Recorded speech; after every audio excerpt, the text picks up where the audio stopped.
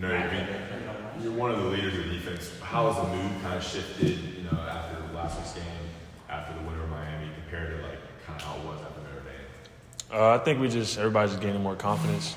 Everybody's like kind of realizing whoa, wait, like we could actually be really good. Everybody obviously believed in it before, but now, actually being able to see it, slowly starting to happen and slowly starting to get there. You've been around this game a while, and we were just talking to Tony about some of the stuff that happened, like the Notre Dame game, Georgia State game. That's a part of football. That stuff happens in practice a lot. Yeah.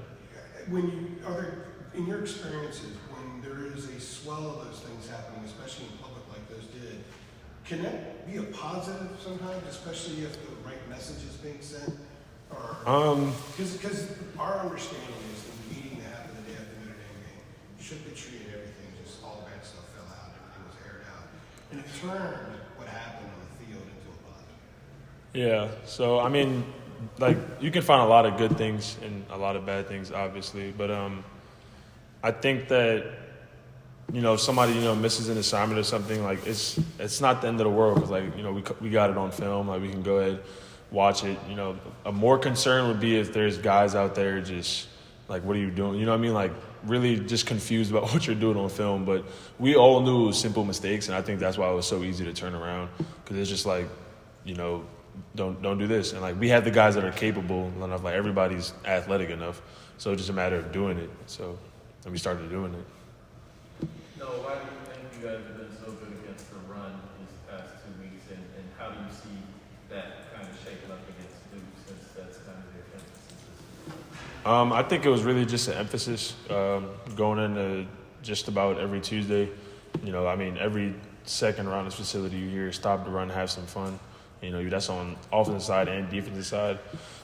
Mac Brown brings it up at least one time in every meeting that you got to win football games, you got to stop the run, you got to be able to run the ball. And 3.5 yards a carry is a good number.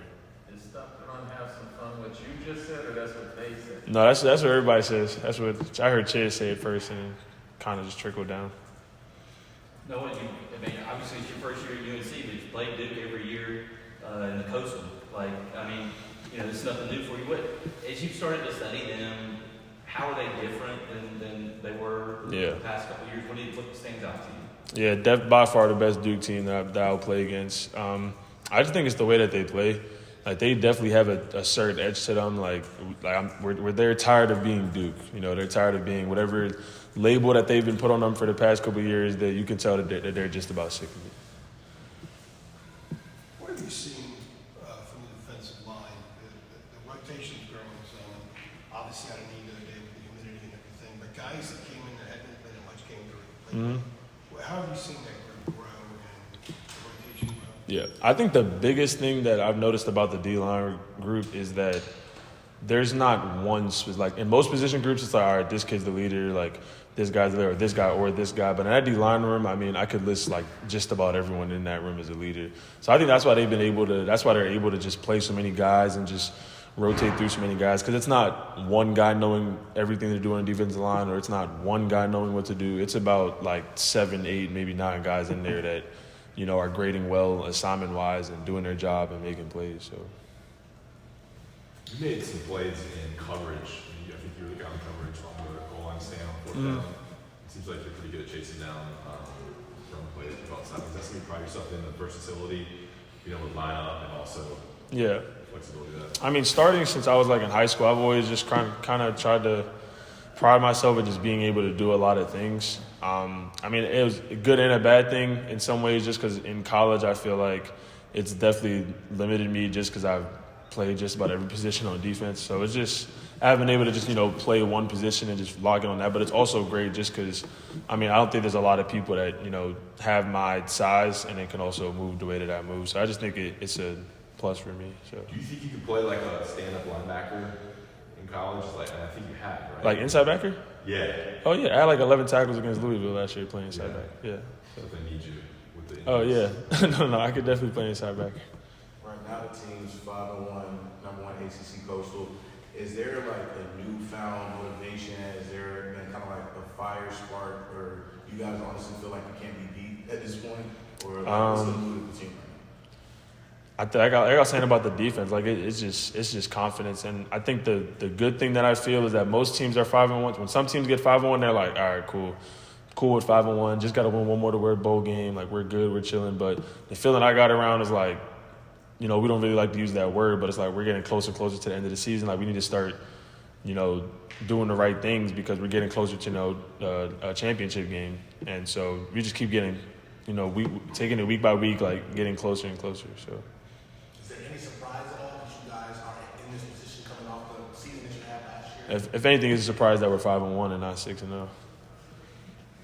No, I know it's there's still some time before you go back to Charlottesville. I know that's still out there, but I was wondering if the situation last week with Corey Gaynor going back to Miami, and just he seemed like he was really emotional after, or seemed like you guys sort of dedicated the game to him. Like, did you in any way say like sort of watch him and how he handled it, thinking about the fact you got to go back to the NBA?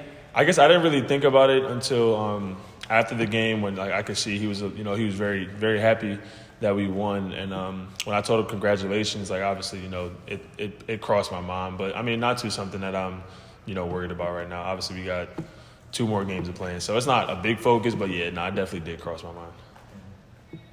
Well, the defense gives up a lot of yards like you did on Saturday, but you still get off the field a lot. They were 5 for 14 on third and 36 on fourth.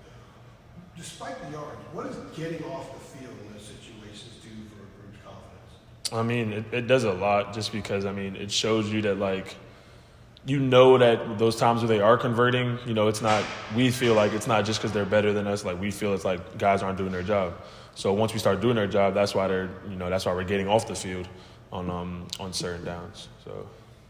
You played Duke, you have a unique position here. You played Duke just as much as everybody else on the team has. Yeah. Your thoughts on them in general, and your thoughts on the game on this side, given the UNC side. A little bit different rivalry given the two Blues. Yeah. Like I said, they're a really good football team. And I was actually talking with somebody about it this morning, how here I get 6 rivalry games, with State, Wade, Duke, UVA. So, yeah. Like any distaste for them? Any memories of playing them? Who stood out? I remember playing good against them most for the years that I played. So. You brought up playing all those rivalry games. How does Duke stand out compared to those other games? They're right there with everyone else. They're the next game, so they're the first one coming up. So I put them just right there with everybody else. How much do you cherish that victory, though? You guys have had that for a while, so Yeah. adds some flavor, right? Yeah. So I didn't really. It's been sitting there, but I didn't really know what it was until really know what it was until yesterday, or maybe Sunday. So I'm just now starting to gain that.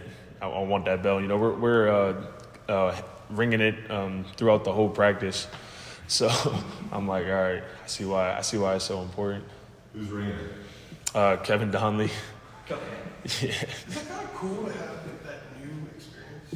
No, The way yeah. things have played out in college athletics last couple of Yeah. years, you wouldn't have had this experience otherwise. Yeah, no, it definitely is cool, especially because I got to experience what it's like in 2019 winning the Commonwealth Cup. So when you take awards like that, especially you get bigger, small victories in the season. It's not like a ring or anything like that, but it's still a great accomplishment. People, you hear it in the building too, right? Dudes just go by there because I know you keep it somewhere on the first floor. People just go by and ring it just times in the day. You know? Yeah, throughout the week. So yeah. All right. So, Thanks, Noah. Appreciate it.